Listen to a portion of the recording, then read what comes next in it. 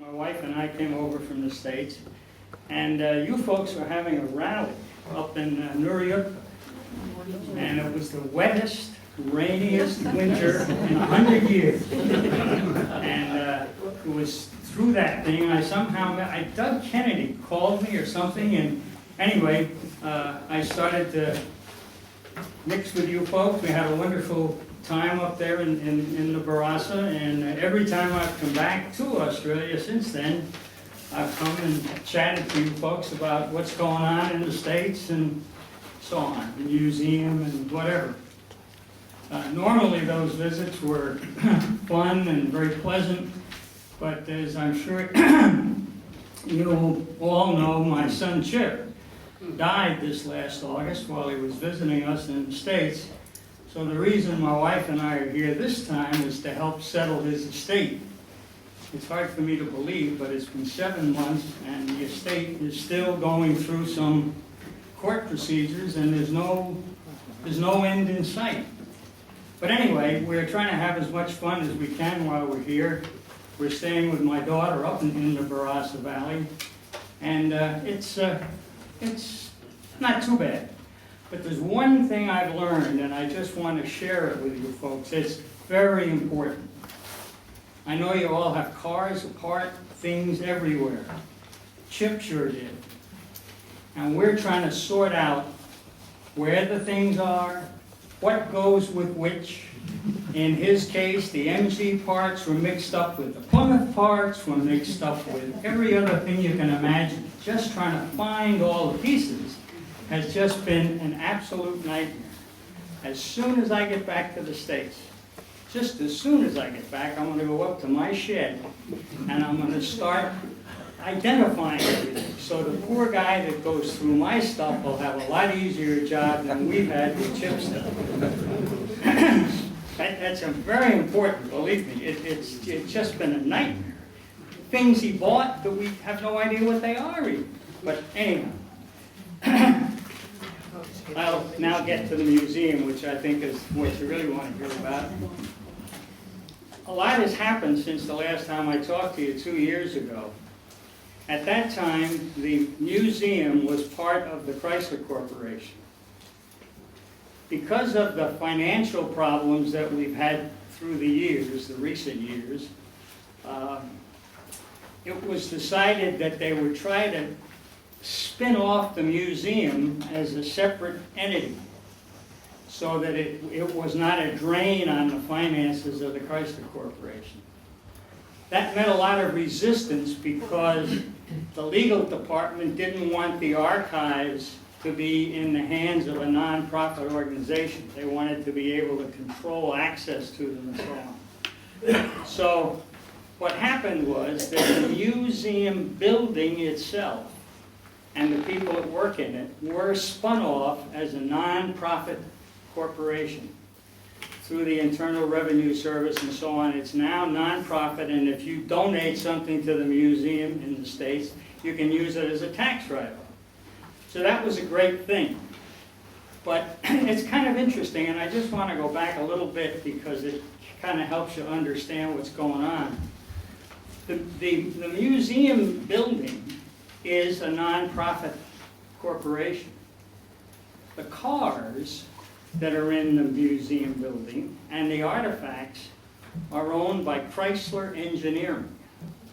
Now that may seem very strange, but the way that came about was when we started the museum, which opened in 1999, the man who was behind it the most, well there were two of them, Bob Lutz, who was the then president of the corporation, and Tom Gale, who was the executive vice president of design and ultimately took over engineering.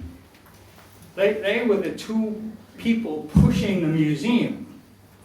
And it turned out that all the cars, Chrysler didn't have many cars at the time this was all thought about. So as the cars were acquired, somebody had to buy them.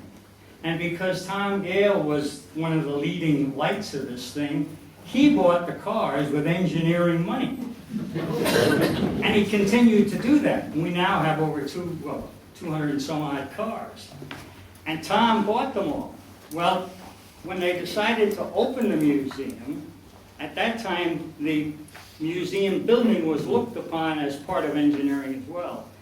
But public relations, they've got a different name than that now, but public relations is what I think of them as, because they deal with the public. They got the building. But Tom Gale said, you ain't getting my cars. I'll let you use them, and I'll let you use all of the material from the archive. So that's the way it kind of got set up. There was the museum building, the people who dealt with the public worked for public relations, but all the cars, artifacts, trucks, etc., were still owned by engineering. Well, when they decided to have the nonprofit, it was decided that the best thing to do was to just keep all the cars and all the archives in Chrysler Engineering, and that's the way it is. Now, to get the museum started, what happened was we donated 20 of the engineering cars to the museum so they'd have a core of things to view, and we loaned them the other some 50 cars that are on display. So it's a kind of confusing thing, but that's kind of the way it is. And as time goes along, well, I'll go back just a little bit. The museum itself requires more money than you'd think. I was always surprised at this, but it costs about $100,000 a month just to keep the doors open on the museum. And that's because they have to pay rent on the building, they have to pay for the security, they have to pay for the people that work there, and it's, again, as I say, roughly $100,000 a month. They aren't in a position to generate that kind of money yet. So the Chrysler Foundation, which was founded many years ago to provide scholarships to worthy people, to support charities of various types, the Chrysler Foundation is subsidizing the museum until they can get on their feet. And one of the ways they're going to get on their feet is selling some of the cars that we donate to them. I might have shared with you in the past that Chrysler Legal has never allowed us to sell any vehicles. And the reason that they won't is that their feeling is that the liability that we're opening the door to is not worth the money that we get out of it. In other words, if someone bought one of our old cars and got in an accident with it, caused some death or something that was very serious, well, the lawyers would immediately go for the big pocket Chrysler Corporation. And the legal people said, we're just not going to expose ourselves that way. But now, it's kind of a neat trick. Chrysler Engineering will donate some cars, and I'll talk about the kind of cars we donate. They will donate cars to the museum. The museum can either use them for display or sell them, because they don't have the Chrysler legal department looking over their shoulder, and they don't have deep pockets, so people probably won't bother them. So what we're going to do, and just before I left, there was a great debate about which cars we would donate. And as I said earlier, we have over 200 cars, and many of them are really of not a lot of value to anybody. They're duplicates or whatever. We'll donate them to the museum. It's a non-profit, so we get a tax write-off.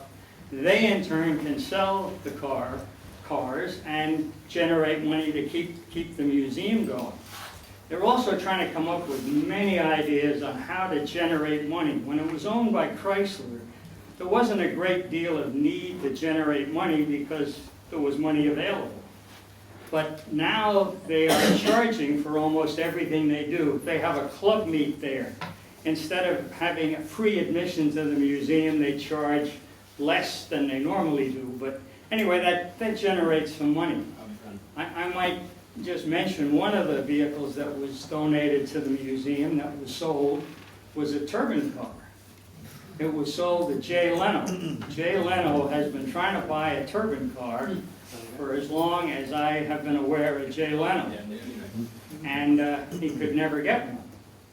But one of the cars that we had donated to the museum was a Chrysler turbine, so Jay Leno bought it. And I understand that that will keep the museum going for about a year. So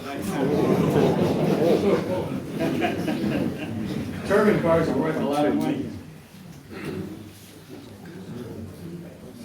Oh, yeah, one thing I did want to cover, and just made some notes.